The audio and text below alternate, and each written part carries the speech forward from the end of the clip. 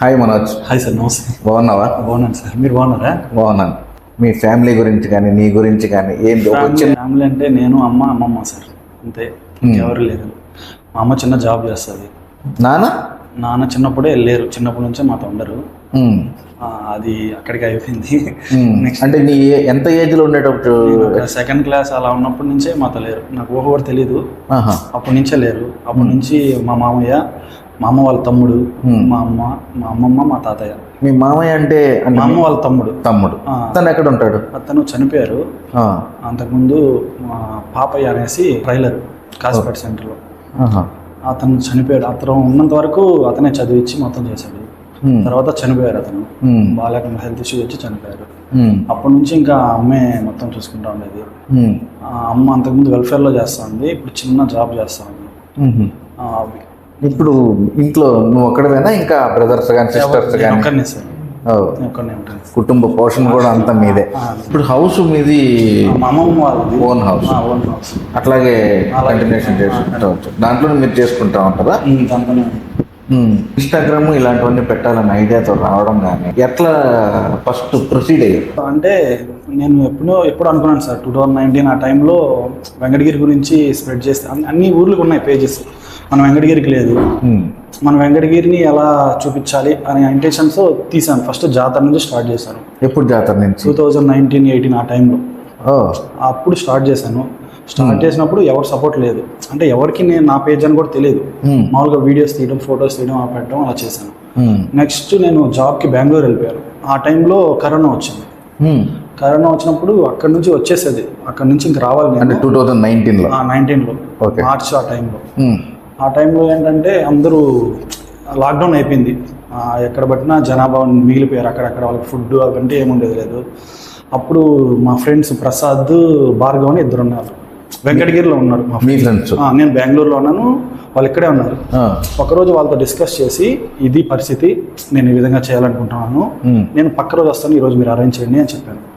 First అది post చేశాను, ఈ విధంగా ఫుడ్ పంచాలనుకుంటున్నాము, ఎవరన్నా డొనేషన్స్ ఇచ్చే వాళ్ళు ఉంటే తీసుకుని వచ్చి ఇవ్వండి అనేసి. ఫస్ట్ వెంకటగిరి స్టార్టింగ్ చేసింది మీరే? మేమే. ఫస్ట్ ఎవరికి ఆలోచన కూడా లేదు. అప్పుడు స్టార్ట్ చేసాం. ఆ తర్వాత నేను ఇక్కడికి వచ్చాను, ఫండ్స్ కొద్దిగా వచ్చాయి, మా చేతిలో ఉన్న డబ్బులు కొద్దిగా వేసుకున్నాము. అలాగే 46 days చేసాం కంటిన్యూగా. డైలీ అంటే 40 ప్యాకెట్స్ దాకా ఇచ్చేది ఫుడ్. అంటే ఒక పూట ఇచ్చేవారు, 2 పూటలు ఇచ్చేవారు? నైట్ పూట ఒకటే ఇచ్చేవాళ్ళం. ఫస్ట్ నైట్ పూట ఒకటే ఇచ్చేవాళ్ళం. నెక్స్ట్ వచ్చేసి ఉండగా ఫండ్స్ మాకు వచ్చినప్పుడు ఒక్కొక్క ఊర్లోకి వెళ్ళి రైస్, వెజిటేబుల్స్ అలాగే ఇచ్చాం. నెక్స్ట్ అలాగే బట్టలు ఎవరన్నా మిగిలిపోయి ఉంటాయి కదా, మనకి బట్టలు కూడా ఉండవు. ఆ టైంలో గుడారాలు వేసుకొని ఉండే, కృష్ణుడి గుడి దగ్గర కొన్ని పల్లెటూరుల్లో అక్కడికి వాళ్ళకి పోయి బట్టలు, బియ్యము, వెజిటేబుల్స్ అవన్నీ వాళ్ళకి సరిపోయినటివి ఎవరొకరు కాంటాక్ట్ అయ్యి పలానా దగ్గర ఉన్నారు అని చెప్తారు కదా, అక్కడికి వెళ్ళేసి మేము ఇచ్చేవాళ్ళం. అంటే మీ ఫోన్ నెంబర్లు అంతా చేసాం, అక్కడ ఆ పేజ్లో పెట్టేసాం. అంటే మేము మనుషులు అని తెలియదు ఎవరికి, కానీ వాళ్ళు కాంటాక్ట్ అవుతారు మమ్మల్ని. అప్పుడు పలానా అంటే మేము అక్కడికి వెళ్ళి ఫుడ్ కానీ మాకు తెలిసిన సహాయం మేము చేసేది. అలాగే 46 days చేసాం. అప్పుడు లాక్డౌన్ ఎత్తేసారు. ఇంకా అందరూ అన్ని సామాన్లు దొరికేవి, అందువల్ల ఆపేసాం అప్పటికి. అప్రాక్సిమేట్లీ ఎంత ఖర్చు అయ్యిండదు మీకు? ఖర్చు అయి ఉంటుంది సార్, ఆ టైంలో చాలా ఉంటుంది. అంటే అప్పుడు ఏం ఉండేది కాదు కదా, మేము టిఫిన్ షాప్స్కి మూసేసేది. మేము పర్సనల్గా వాళ్ళ ఇళ్ళకి వెళ్ళి అక్కడికి వెళ్ళి మేమే చేయించుకొని ఫుడ్ డొనేషన్ చేసాం. ఆ టైంలో ప్రసాద్, భార్గవ్ మంచి సపోర్ట్ ఇచ్చారు నాకు. మీ ఇద్దరు ఫ్రెండ్స్, మీ ముగ్గురు కలుసుకొని చేశారా? ముగ్గురనే కాదు, ఉన్నారు ఒక 5-6 మంది, కానీ వీళ్ళిద్దరు కొద్దిగా బాగా సపోర్ట్ చేశారు. గురుకుల హాస్టల్ ఉంది కదా, గురుకుల పాఠశాలలో ఒక ముసలామి, ఒక ముసలాయన, ఇద్దరు భార్యాభర్తలు. వాళ్ళనైతే వాళ్ళు ఉన్నారు అక్కడ, పాపం రోజు ఫుడ్ ఇచ్చేది వాళ్ళకి, మేము చేసేది. కానీ వాళ్ళకి ఏంటంటే చూసుకునేదానికి ఎవరు లేకుండా పోయారు. వాళ్ళ ఇంట్లో వాళ్ళకి ఫోన్ చేసాం, అంటే ముసలాయన వాళ్ళ కొడుకుకి ఫోన్ చేసాం, నెంబర్ తీసుకున్నాం. వాళ్ళది ఎన్టీఆర్ గారు కదంట, అతని పేరు రామారావు ఏదో. ఫోన్ చేస్తే, అమ్మ ఈ విధంగా వీళ్ళు ఎవరు చూసుకునేది లేదు, అతను యూరిన్ బ్యాగ్స్ పెట్టున్నారు. ఆ ముసలామే చూసుకున్నాం. ఆ ముసలామెకి నడవలేదు, ఊరికే చాలా లీన్గా ఉంటారు. ఆమె చూసుకునేది. మేము రోజు ఫుడ్ 3 పూట్ల ఫుడ్ ఇచ్చేది, బాగా చూసుకునేది. కానీ ఏంటంటే ఒకనొక టైంలో మూసేశారు, అది కూడా మూసేశారు. ఎవరు ఫుడ్ సప్లై లేదు, ఏం లేదు. వాళ్ళిద్దరికి ఒక రూమ్ ఇచ్చారు. ఆమె యూరిన్ కానీ బాత్రూమ్ కానీ అక్కడే అయిపోయేది. మా ముసలాన్ని పోసి క్లీన్ చేసుకుంటాం. వాళ్ళు ఫుడ్ సప్లై ఇవ్వకుండా చేసేసారు. ఫుడ్ సప్లై లేకుండా పోయింది. అప్పుడు మేము పోయే ముందుకి ఇద్దరు చనిపోయారు. ఇద్దరు చనిపోయారా? ముసలాం చనిపోయాడు, ఈ ముసలాం అంటా ఉంది. ఆ తర్వాత హెల్ప్ చేసేదానికి కూడా ఎవరు లేదు అక్కడ. పాపం ఎవరో ఆయన వార్డు అంటారు, వార్డెన్ ఉంటారు కదా, వార్డెన్ సహాయంతో ఆయన ఎవరు మంచి అంచానా ఆయన పొద్దున్నే వచ్చి ఆయన నేను ఇంకా మున్సిపాలిటీ వాళ్ళు ఇద్దరు పట్టుకెళ్ళి, చాలా హెవీ బాడీ ఆ ముసలాయన, భయంకరం స్మెల్ వస్తుంది అసలు. ఆడ ఒక సెకండ్ కూడా ఉండలేదు. అలాంటి సిచ్యువేషన్లో ఒక 100 మీటర్లు తీసుకొచ్చి బైక్ ఆటో ఎక్కించుకొని హాస్పిటల్ తీసుకోకపోతే ఆ హాస్పిటల్లో చనిపోయాడు. క్లీన్ చేశారు, ఒక రోజున చనిపోయారు. ఆ తర్వాత ఆ ముసలాం బయట ఉండి ఆమె కూడా చనిపోయింది. వాళ్ళని ఎత్తేదానికి చూసేదానికి కూడా ఎవరు లేరు. మున్సిపాలిటీ వాళ్ళు ఎత్తుకెళ్ళి చేశారు. ఇప్పుడు కన్న కూతురు అవన్నీ ఉన్నారు, ఉన్నప్పుడు తిన్నారు. ఇప్పుడు అక్కడి నుంచి వచ్చి చూసుకునే కొద్దిగా బాగుండదు. అవునులే, ఆ సిచ్యువేషన్ లో కన్న కూతురు కానీ ఇప్పుడు కూడా లాక్డౌన్ గురించి ఏది ఆలోచించినా కూడా ఆ ఇద్దరు ముసలి నాకు భయంకరంగా గుర్తొస్తారు. అంటే చాలా హింసపడ్డారు వాళ్ళు, ఏ సపోర్ట్ లేక. టైమింగ్ కూడా ఒకప్పట్లో అట్లాగే ఉన్నారు, ఎవరిని బయట రానికుండా పోవడం కానీ అట్లాగే గోల్డెన్ మంది కూడా మన వెంకటగిరిలో కూడా చాలా మంది చనిపోయారు కూడా. వాళ్ళకి అసలు ఏం జ్ఞాపకం చనిపోయారు సార్, అది బాగా బాధ. అదొక బాగా మంచి మెమరీగా చాలా. అంటే మీరు గతంలో కూడా క్రికెట్ ఆడేవాళ్ళు కదా? నాకు చిన్నప్పటి నుంచి ఉన్నింది ఇంట్రెస్ట్. 2017-16 వరకు నేను డిస్ట్రిక్ట్స్ ఆడాను. 2018లో లాస్ట్. ఇంకా ఆ తర్వాత జాబ్ చేయడానికి బెంగళూరుకి వెళ్ళాను. జస్ట్ క్రికెట్ అకాడమీలో కోచ్గా చేశాను. క్రికెట్ ఆడేటప్పుడు మీ అనుభవాలు ఎట్టుండే? క్రికెట్ ఆడేటప్పుడు నేను రాజా గారు మంచిగా సపోర్ట్ చేశారు. రాజా గారు అంటే ఎవరు? తర్వాతనే గారా? పెద్ద రాజా గారు. ఆయన రోజు వచ్చి మొత్తం చూసేది ప్రాక్టీస్ అప్పుడు. అక్కడ మా ఫ్రెండ్స్ ఉంటారు కదా, వాళ్ళు కూడా మంచి సపోర్ట్ చేశారు. నేను డిస్ట్రిక్ట్స్ 2016లో 17-18 3 years ఆడాను సార్. మూలపాడు విజయవాడ దగ్గర ముళ్ళపాడు గ్రౌండ్లో ఆడాను. మళ్ళీ నెక్స్ట్ సీజన్ కడపలో ఆడాను. నెక్స్ట్ వచ్చేసి అనంతపురం, ఈస్ట్ గోదావరి, వెస్ట్ గోదావరిలో ఆడాను సార్. ఇప్పుడు ఎందుకు స్టాప్ చేసేసుకున్నాం అంటే ఆ టైంలో అవకాశాలు ఎక్కువ దొరకలేదు. ఇప్పుడు డిస్ట్రిక్ట్ 4 ఉంటాయి, దాంతో వెంకటగిరి వాళ్ళకి ఒక పొజిషన్ ఇవ్వాలా. ఒక టీంలో 5 మంది వెళ్తాం మేము వెంకటగిరి నుంచి. దాంతో 5 మందిని ఆడిపించలేరు కదా. పర్ఫార్మెన్స్ ఈరోజు పర్ఫార్మెన్స్ చేసినా రేపు తీసే అవకాశం ఉంది. అందువల్ల కొద్దిగా ఇబ్బంది. అంటే మీకన్నా కూడా బెటర్గా ఆడే వాళ్ళని అలా ఉండదు సార్, అలా ఉండదు. బెటర్ అలా ఏముండదు. ఇప్పుడు నువ్వు ఈరోజు పర్ఫార్మ్ చేసావు, నేను పక్కన మాత్రం పర్ఫార్మ్ చేశాడు, ఇద్దరిని వేస్తారు. కానీ ఏంటంటే వాళ్ళు టీం అనేది ఉంటుంది, ఒక రొటేషన్ అలాగా ఉంటుంది. ఒక్క ఫెయిల్ అయినా కూడా ఇంకా చేస్తారు. బౌలింగ్ బ్యాటింగ్ అనేది బౌలింగ్ ఆల్రౌండర్. బౌలింగ్ ద్వారా ఆడాను. డిస్ట్రిక్ట్ లో స్కోర్ కూడా కొట్టాను సార్. స్కోర్ కొట్టాను. ఎన్ని బాల్స్ లో? 30 బాల్లో నేను. అది టెస్ట్ మ్యాచ్. 70 runs తీశారు. మంచి ఇదే. అదే ఆ సీజన్ బాగానే ఆడాను సార్. ఆ తర్వాత నెక్స్ట్ వేయలేదు టీంలో, ఇంకా అక్కడికి ఆపేసాను. ఇప్పుడు మీ ఏజ్ ఎంత? 28. 28కి సేవా కార్యక్రమాలు కానీ, డిస్ట్రిక్ట్ ప్లేయర్ అవ్వడం కానీ, ఫ్రెండ్స్ ఎవరైనా సపోర్ట్ చేయరా నీకు? ఫ్రెండ్స్ అంటే నేను ఫస్ట్ నుంచి చిన్నప్పటి నుంచి నాకు సాయి తేజ అని ఎల్కేఆర్ వాళ్ళు కొడుకున్నారు కదా, వాడు ఫ్రెండ్. ప్రతి ఒక్కదానితో హెల్ప్. కానీ కష్ట సమయంలో వచ్చి తరుణ్ అనేసి కోమలా వాడు TV NTV reporter Sai Teja వాళ్ళ కొడుకు సాయి తేజ, వాళ్ళిద్దరు కొద్దిగా అంటే హార్డ్ టైమ్స్లో ఇబ్బందుల్లో ఉన్నప్పుడు అంటే ఫేస్ చేసిన సమయాల్లో వాళ్ళిద్దరు సపోర్ట్ చేశారు. బాగా సపోర్ట్ చేశారు. ఇప్పుడు కూడా అట్లాగే సపోర్ట్ చేస్తుంటారు. ఫ్రెండ్స్ ఉంటారు, వాళ్ళైతే 24 గంటలు ఉంటారు అవైలబుల్లో. ఫ్రెండ్స్ వల్ల ఏమైనా ఇబ్బందులు పడ్డావా? ఉన్నారు. అవి ఎందుకులేండి, చిన్నప్పటి నుంచి నాతో పెరిగిన వాడే నన్ను చాలా అందరంగా బ్యాడ్ చేసి నన్ను ఎత్తి చూసి నా గురించి అంటే ఫ్రెండ్స్తో తిరుగుతాం కదా, వాళ్ళు నాతో తిరగకుండా చేయడాలు. అంటే ఏ విధంగా? ఎందుకని? అంటే నా గురించి బ్యాడ్గా చెప్పేశాడు. అంటే వాడు అలా చేశాడు, ఇలా చేశాడు, వాడింది వీడింది అనేసి పరంగా కానీ, పరువు పరంగా కానీ, ప్రతి పరంగా నన్ను చాలా సఫర్ చేశాడు. వాడి వల్ల నేను చాలా నలిగిపోయాను. అంటే డబ్బులు ఏమన్నా నువ్వు వాళ్ళ దగ్గర నుంచి ఏమన్నా తీసుకోవడం కానీ? మనీ పరంగా హెల్ప్ చేశారు సార్. నేను ఇప్పుడు ఇవ్వలేని పరిస్థితి ఉన్నాను నాది. అది వాళ్ళకి తెలుసు. కానీ నా గురించి నేను ఇలా ఉన్నాను అలా ఉన్నాను అనేసి చుట్టుపక్కల నాతో తిరిగే సర్కిల్ మంచి మంచి ఫ్రెండ్స్ అని చెప్తున్నాను కదా, ఆ ఫ్రెండ్స్ దగ్గర పోయి వాళ్ళ అలాంటి వాళ్ళు ఇలా చేశాడు వీళ్ళు ఇలా చేశాడు అనేది నన్ను బ్లేమ్, అంటే మేమంతా ఒకే ఫ్రెండ్స్, ఒకే ఫ్రెండ్స్ అయింది కూడా నా గురించి ఇలా బ్లేమ్ చేసి నన్ను చాలా హింస పెట్టడం, మా ఇంటికి అడిగి వచ్చాడు 24 గంటలు, మా అమ్మతో మీ వాడు అలా చేసాడు ఇలా చేసాడు అవన్నీ చెప్పడం.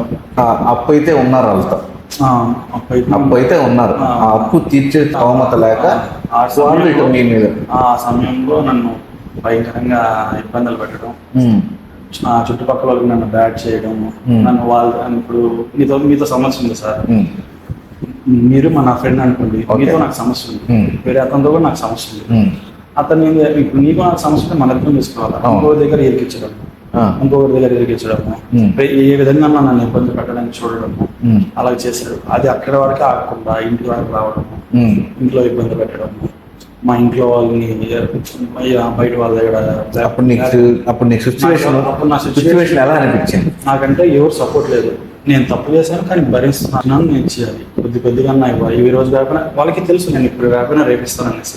కానీ ఏంటంటే ఆ టైం ఉంది కదా, ఆ టైంలో ఇబ్బంది పెట్టాలి. వీడి ఇప్పుడు నేను మీరే ఇచ్చారనుకోండి, ఆ అబ్బాయి అనుకోండి, ఆ అబ్బాయితో నేను మంచిగా ఉంటాను, మంచిగా ఉండనిచ్చేవాళ్ళు కాదు, ఆ అబ్బాయికి వెళ్ళి నా గురించి గాడి వెళ్ళిపోవాలి. అలాగే మీకు ముందుగా తెలియదా వాళ్ళు మంచి ఫ్రెండ్స్ కాదా? సార్ చిన్నప్పటి నుంచి నాతో పాటు తిరిగారు, నాకు హెల్ప్ చేశారు, కానీ ఏంటంటే నాకు టైం బాగాలేదు, నన్ను ఇబ్బంది పెట్టాలని చూసారు, ఇబ్బంది పెట్టారు. సిచ్యువేషన్ డబ్బులతోనే ముడిపడింది. మన అనుకున్న వాళ్ళైతే మన కోసం ఉంటారు సార్. మనకు ఎట్లా తెలుస్తుంది అది? ఇప్పుడు చెడిపోయినప్పుడు చేరదీసేవాడే మంచివాడు సార్. సురేష్ గురు అనే అతను ఎట్లా పరిచయం ఆయన మీకు? అతను ఇన్స్టాగ్రామ్ ద్వారా పరిచయం, మన వెంకటగిరి పేజ్ ద్వారా పరిచయం అయినాడు. ఒకసారి కనిపిస్తున్నాడు ఇక్కడ వెంకటగిరిలో, అప్పుడు అన్న పలానా నేను అని చెప్పిన, అప్పటి నుంచి ఇంకా నెంబర్ ఉన్నాడు. ఇంకా నెక్స్ట్ వీడియోస్ ఏమన్నా చేయాలనుకుంటే ఫోన్ చేస్తాడు, అప్పుడు అతనికి ఫ్రీ ఉన్నప్పుడు చేస్తాడు. మేము మా ఫ్రెండ్స్తో పాటు వెళ్ళి ఇంకా వీడియోస్ చేస్తాం. ఇన్స్టాగ్రామ్ ఇలాంటివన్నీ పెట్టాలన్న ఐడియాతో రావడం కానీ ఎట్లా ఫస్ట్ ప్రొసీడ్ అయ్యారు? అది ఏంటంటే నా ఇంటెన్షన్ ఏంటంటే సార్, ఇప్పుడు వెంకటగిరిని అందరికీ తెలిసేలా చేయడానికి కోసము నేను ఫస్ట్ పేజ్ స్టార్ట్ చేశాను సార్. అది వెంకటగిరి అనేది అందరికీ తెలియాలనేసి ఇంటెన్షన్తోనే ఇదంతా జరిగింది.